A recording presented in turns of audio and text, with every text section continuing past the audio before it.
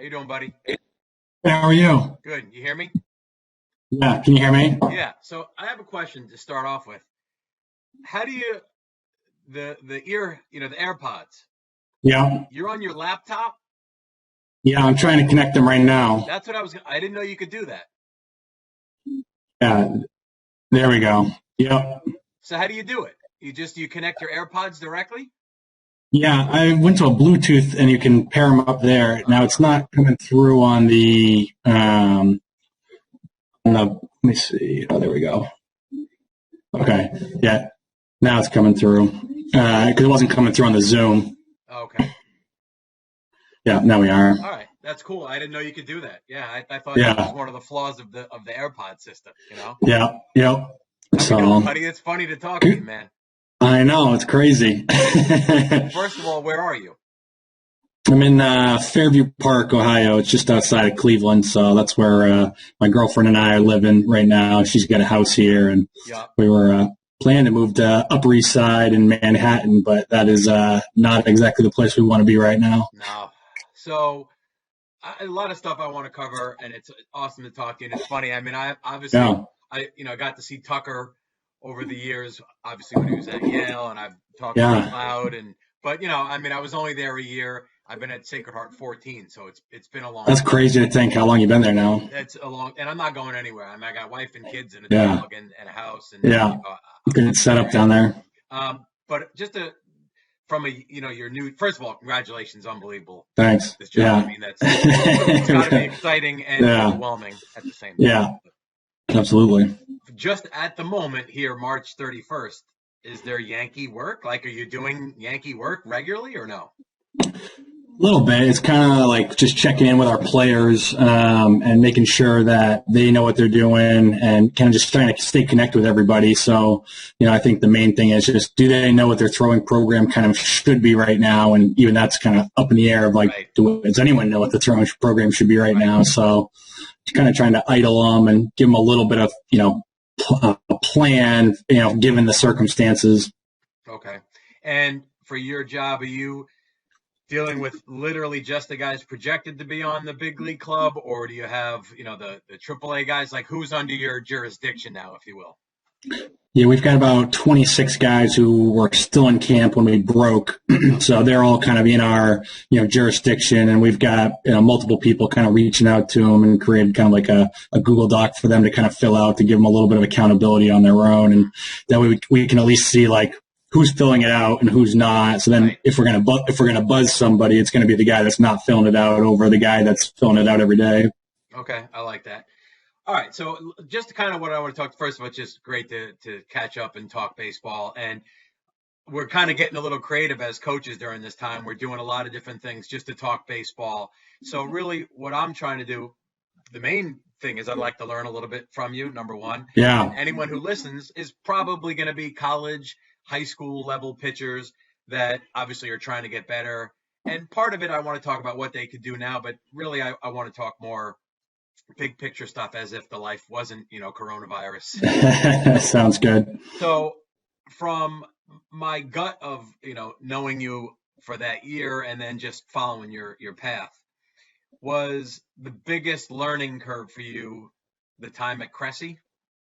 Yeah, I think so. I think that was the time where I kind of was exploring my own personal philosophy and kind of learning a lot. And probably the greatest window of growth was during that time where I kind of learned a lot about the body and how it should, work and kind of what fundamental movement looks like. And then kind of translating that to the training environment and what that means to the delivery. So I think just spending a lot of time in that, arena as like a technician, working one-on-one with all, sorts of athletes was definitely the area where I probably learned the most. And at that stage, was it heavy tech or was it not heavy tech at that point? Wasn't really that heavy tech. It was kind of your basic camera. I was using a mini DV camera at the time. I had just gotten into Right View Pro. That was around 2008. So it was like just kind of starting to be more available. Don Slott was probably on like his second version of it. Yeah. So I think just learning how to like get some feedback from the video using the, somewhat slow motion camera at 60 frames per second, and then be able to see the major league guys in slow motion, and having checkpoints and things like that was the first time I kind of explored using tech, if you will. Yeah. And that was really the extent of it at first, and just kind of like really owning that process and, learning how to give players feedback via video.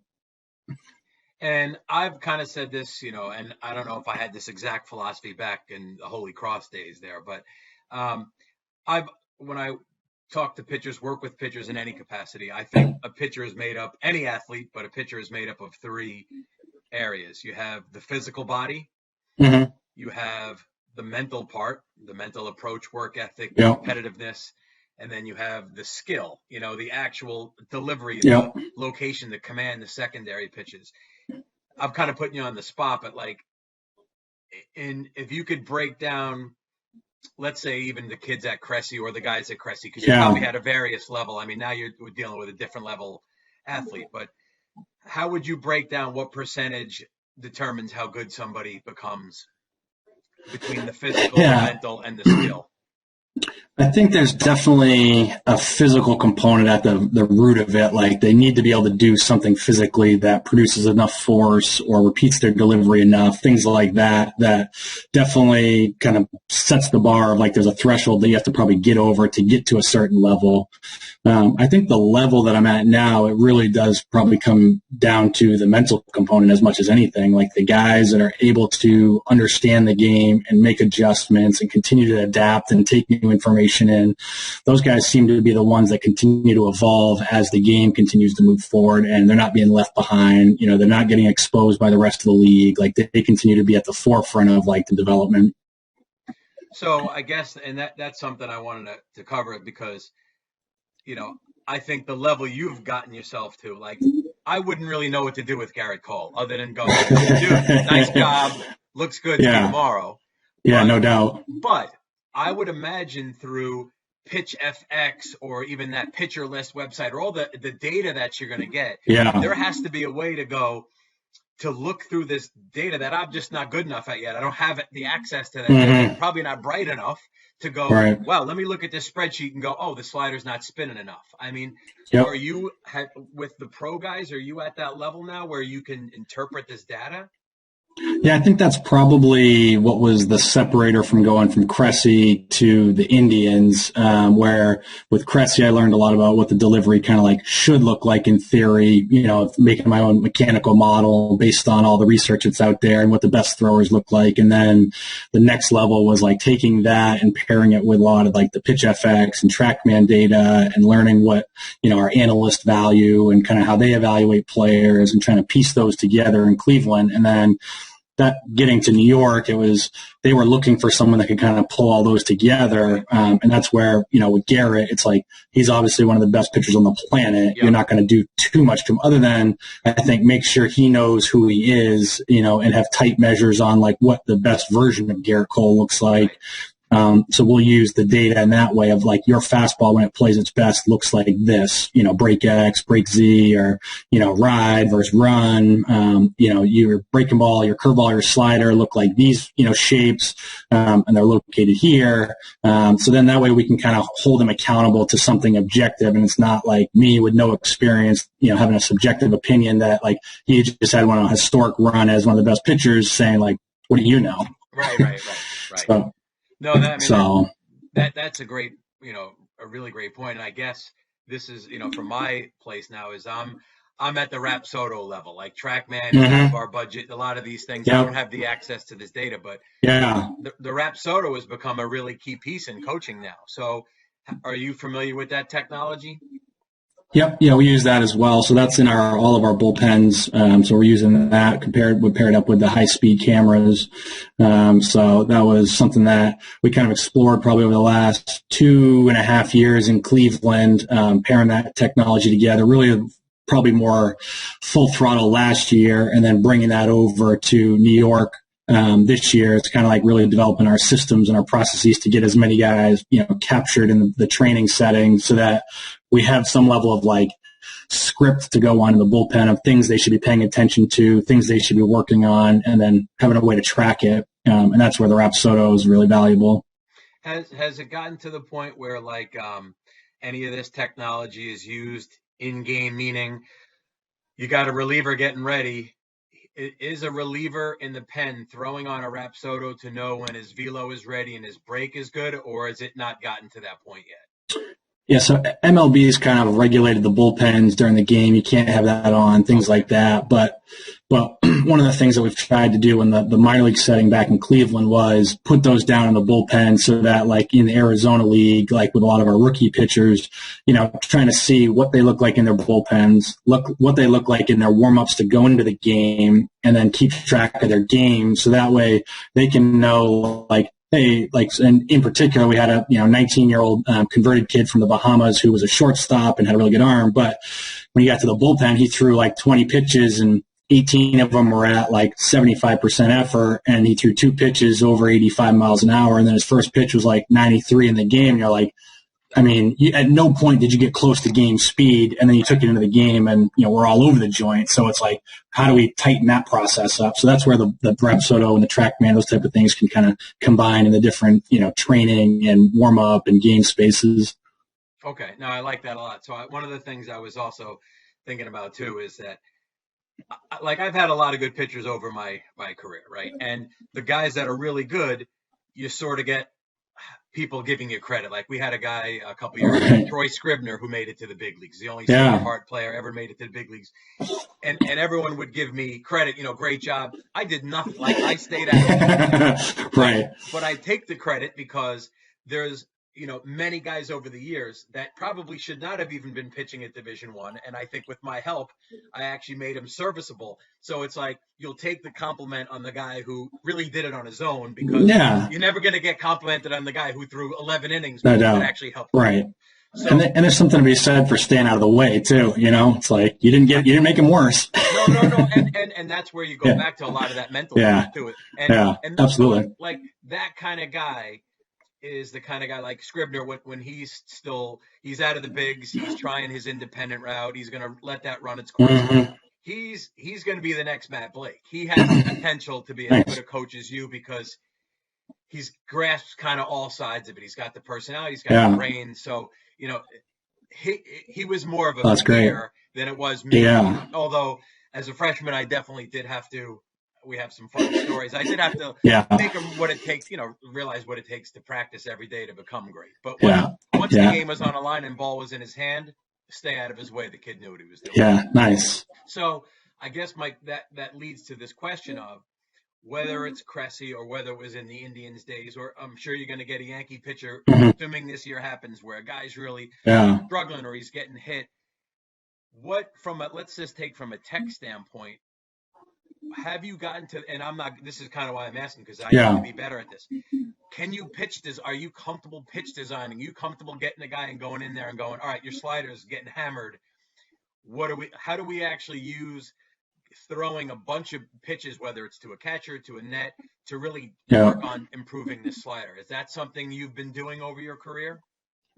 Yeah, I'd say I'm probably not as adept at the pitch design component, like in a bullpen, trying to move a ball to a certain zone, as some of the best guys out there. The driveline guys are really good at that. But I think the thing that we've been really good at is kind of targeting what's the best profile of the pitch that you throw, that you've thrown, and how do we get that as often as possible, and then that way we can start to nudge guys in certain directions. And I think I probably tie a lot more into the delivery, and the thing we get from TrackMan in the game that's probably the most beneficial is the release point metrics, because that's something that we can use as the one objective data point that ties kind of some of the qualitative delivery movements to something. And then that way we can say hey, and for instance, say Shane Bieber over the last couple of years would have a certain fastball profile and a certain curveball profile, but in the third inning, his delivery's starting to leak on him a little bit. He's over rotating, his slot's getting higher, and the ball's leaking back on him. So in our setup, Trevor Bauer would, go into the video room, see what the data said, come back and cue him in the game and say, hey, you're turning too much to gather. Now it's leading you to kind of drift and then pull off, and your slot's climbing. So hey, when you get there, just simplify your gather and control your direction. so I wouldn't call that pitch design, but it's almost like pitch maintenance, Yeah, and for that TrackMan, because I don't have enough experience with it. Yeah. From the release point, is it giving you height, width, far out in front, and then is it even getting enough to show how the ball comes up, down, left, and right out of the hand too? Yes, so it gives you, basically release X, which would be horizontal. It gives you vertical, and it gives you extension. And then from that, you can kind of tell the release angle of the pitches. So that would be like the combination of like where your hand was, what the angle out of the hand, and then the shape. So if there's like with Kluber at times, like his slot would drop and then we would see the same shape come out of his hand, but the release angle would be different. Okay. So we knew, so he wasn't getting the same level of performance because it was like basically giving its, slider profile away early or, whatever the pitch was because the slot was too low. So they weren't, tunneling together very well. Okay. Yeah, that's very interesting. So are TrackMan and Rapsodo redundant or different? Similar but different. So TrackMan is like a radar based device that basically just purely tracks the ball coming towards you and its movement path, and then gets the total spin, and then infers the actual we would infer the efficiency of the spin from that. Okay.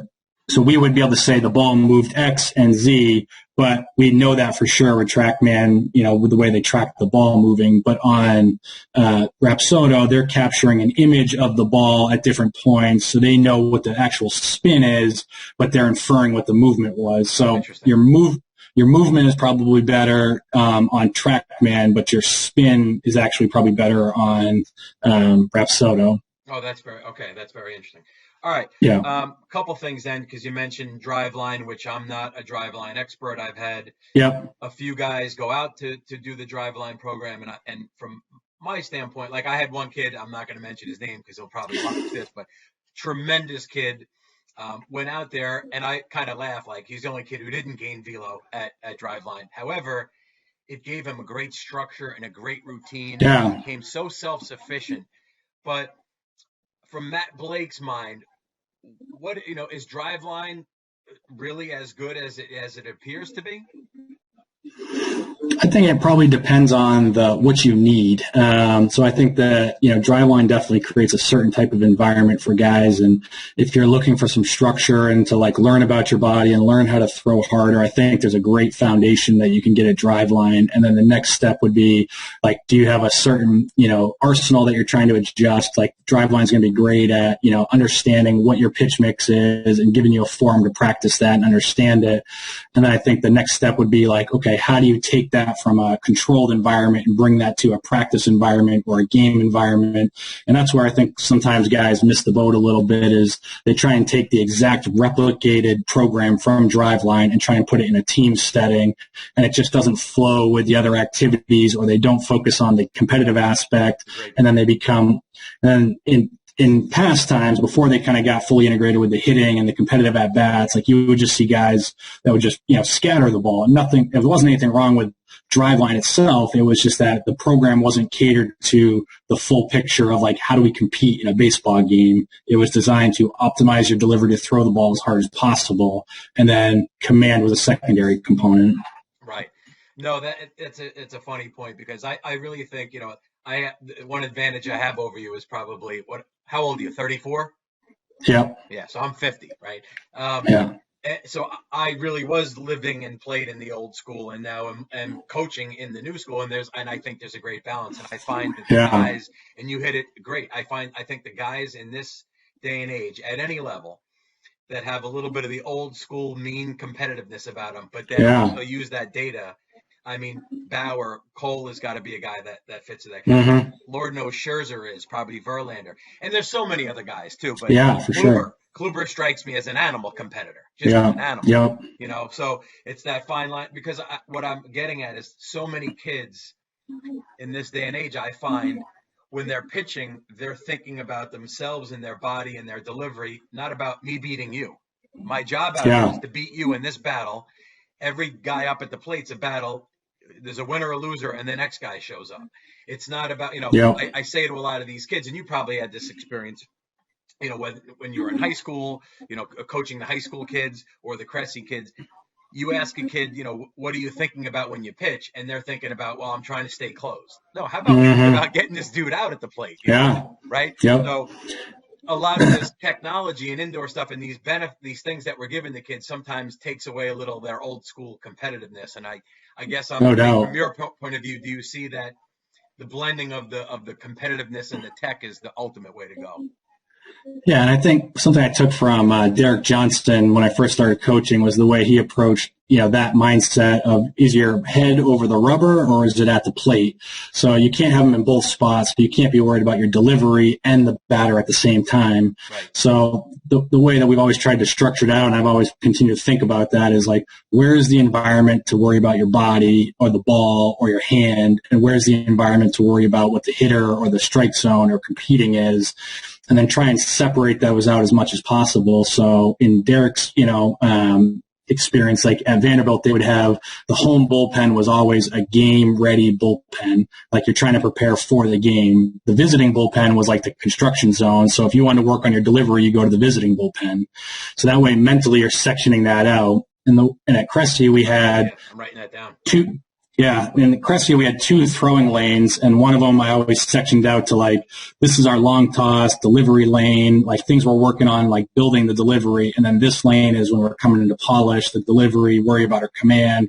So just always try to find ways to kind of section those off so guys don't confuse like what they're working on. No, that's a great point. I've done that kind of my own way, but I love what you say. And my way was like when you are working on your body, that might be throwing into a net, or throwing even sometimes the towel, which I'm torn on the towel. I think it has some benefits, but I think a lot of kids' deliveries turn to crap when they put a towel on. But when you're throwing in a bullpen to a catcher, the focus should be on what the baseball is doing. Is it going the way you want it? And in a game, the focus is getting people out, right? So, but I do love that. It's a great idea where one pen is like game ready and the other pen is kind of the construction. By the way, Derek Johnson's, I've learned. Oh yeah. That's kind of, again, part of this conversation. It's like, I can learn from you. Listen, and there's a lot of people you learn from on various. Absolutely. All right. A few other thoughts here then are, when you've worked with enough people at the various levels, I'm assuming in your time at Cressy, you had probably 10, 11, 12-year-olds, right? And now you've got high teens to 20s and 30s and all that. Everybody wants velo, correct? Yep. Okay.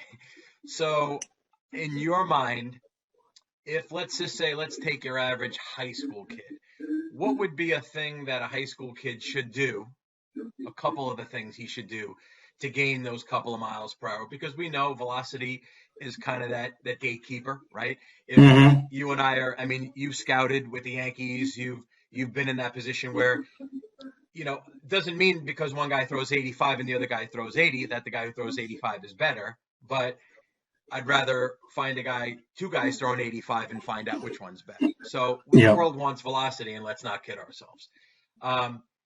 If you were to give a little bit of advice to a high school kid that's trying to pick up a few miles per hour, what would you say? So there's probably a bunch of different ways to approach it. I would say, without saying like you have to go get an assessment from, Eric Cressy, I would say that like understanding your body is probably one of the biggest things. Understanding like, are you loose or are you tight? Because I think that would give you a lot of indicators of like how you should prepare your body. And we can go down, that rabbit hole. But I think from a pure delivery standpoint, one of the things that I would always look at is like, how do you brace your lead leg? For me, that's one of the easiest places to start. It's like everybody can look at their lead leg brace and, improve it or, understand like, are they soft? Are they, basically firm but flexed, or are they stiff? Right. And then from there, you can know like, okay, am I in good positions from landing to release? And then obviously the training component of like, are you, long tossing? Are you doing weighted balls? Like there's a bunch of other ways you can do from a training standpoint, but purely just looking at like your landing position, still shot, still value to me of what's the lead leg look like from landing to release. And then what does the torso position look like?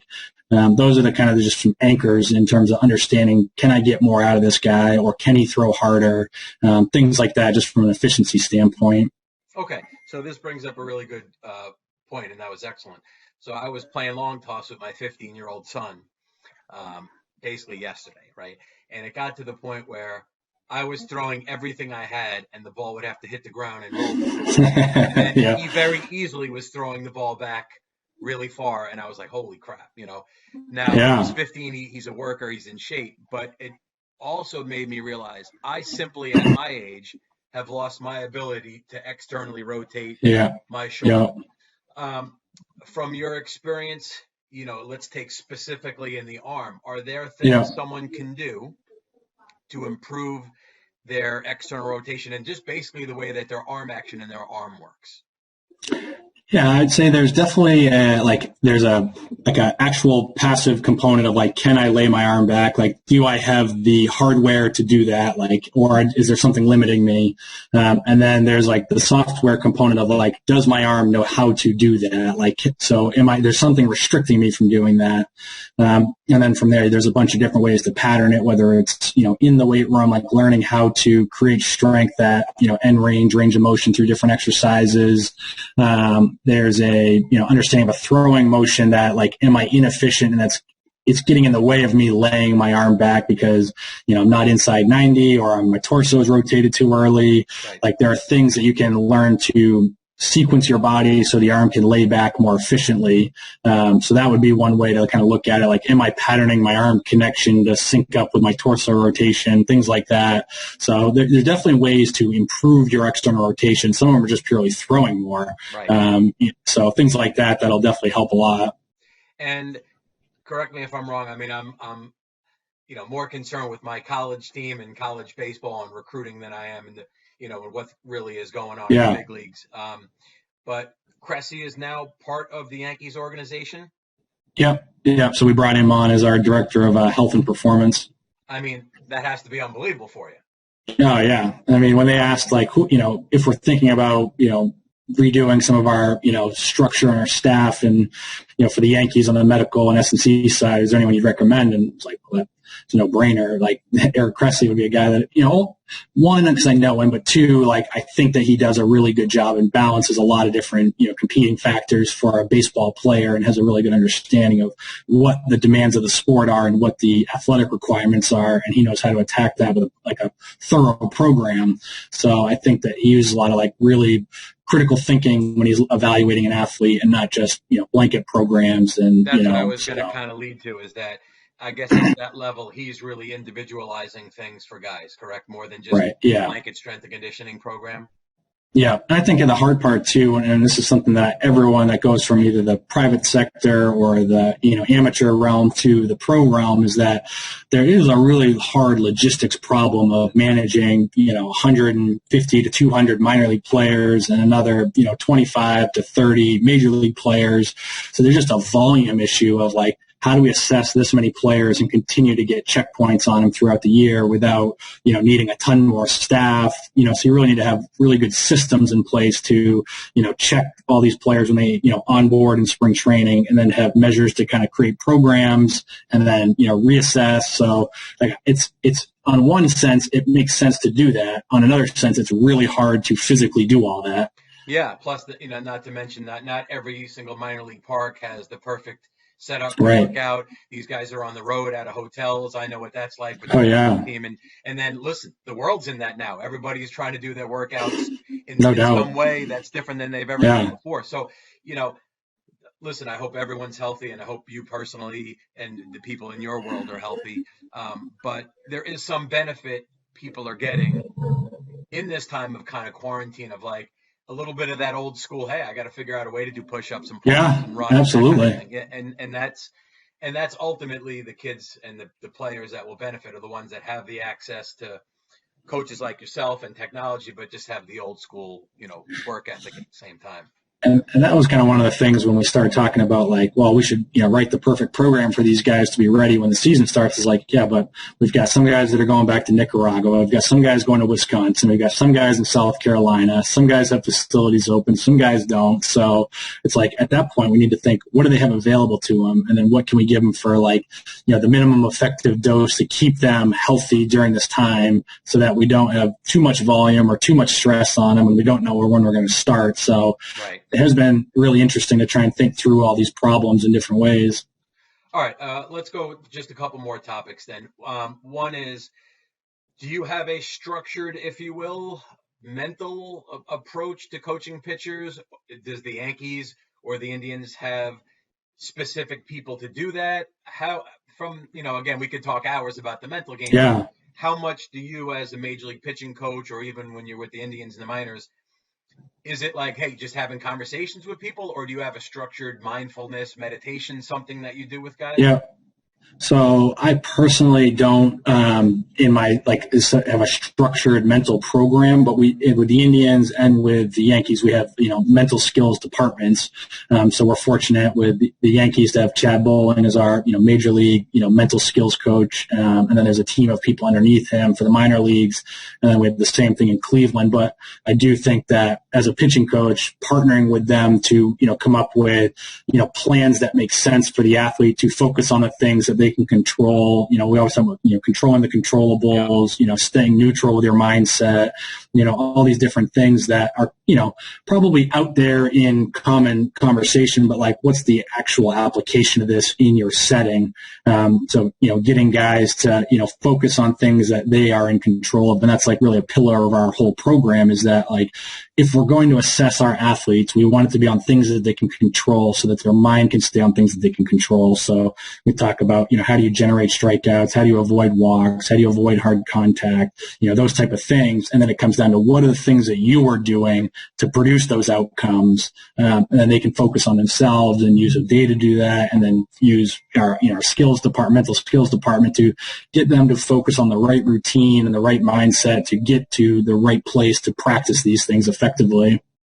No, that's a great point. We're talking about how much the tech has come into baseball, but I would think every major league club now has a mental skills coach and maybe people under that coach, et cetera. And I've heard, I believe it's Bob Tewksbury, the old Red Sox pitcher, I think is a mental skills coach with the Red Sox. He's excellent. And, I've seen it even kind of come down to the college ranks where there's actually kind of mental health counselors within athletic departments in colleges. And they're not really necessarily mental coach helping you with football, baseball, basketball, but their kind of take is if we help get your life in order. Absolutely. In a full way, you'll be a better athlete, which is absolutely, completely makes sense. All right. Well, I just think like back to college, it's like if you knew how to keep the academics in the academic realm, the social in the social realm, and just focus on the athletics when you're there, that as a baseline would give you a good starting point. Exactly. Well, that's kind of what the last thing I want to talk about. So I want to talk a little bit of Holy Cross from just your time there. And then obviously what the program has kind of done under, Greg DeCenzo, who now is in the minor leagues as well. Yeah. How since graduation, have you been tied into Holy Cross, or have you kind of just gone on and done your thing, or? Yeah. Yeah, I'd say as we've gotten further away and, kind of moved to different areas, it's been harder to stay in touch with the guys. A lot of them are actually in Massachusetts still. Right. But funny you say that, because we actually had a Zoom call with all the class of 07 baseball guys the other night. Wow.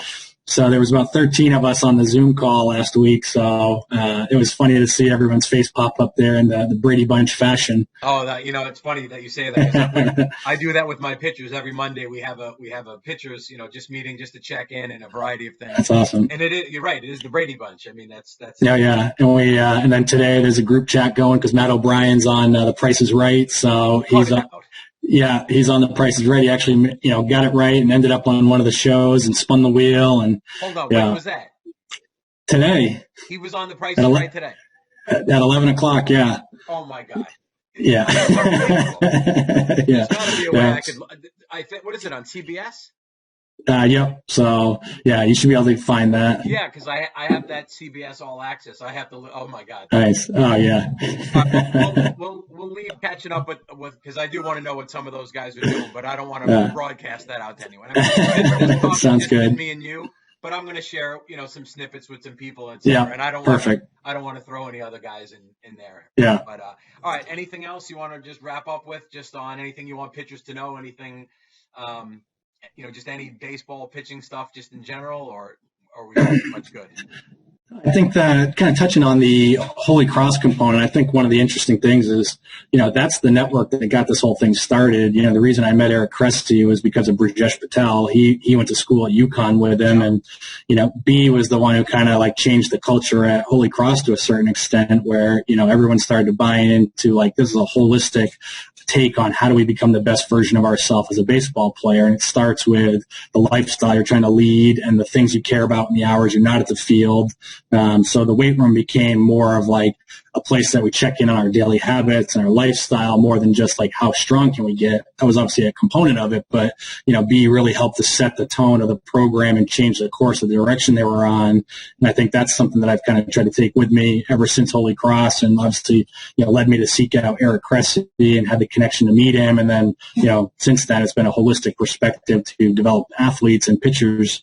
So it's kind of interesting to see where it all started. And obviously you had a relationship with B and know him as well. So it's kind of a cool place to take it. You know what? No, this is again, who knows if we're in this situation another 3 months, maybe we'll revisit and do this again. But, my time at Sacred Heart in 15 years, I mean, basically when I first started, like I was a strength and conditioning coach. I was the guy who knew how to do a lot of this stuff. And I was like one of the strongest guys in the team. Was alarming. Since then, now we have a full strength conditioning department. Nice. But you're right. The guys that have worked with our teams over the years, it is more than just how much weight can we push around. It's what's your nutrition, what's your sleep. I mean, for college, sleep is definitely and for pros. I mean, it's the demand these guys have. Sleep is crucial. But you're right. So it's funny you bring up B. I mean, is he still at Quinnipiac?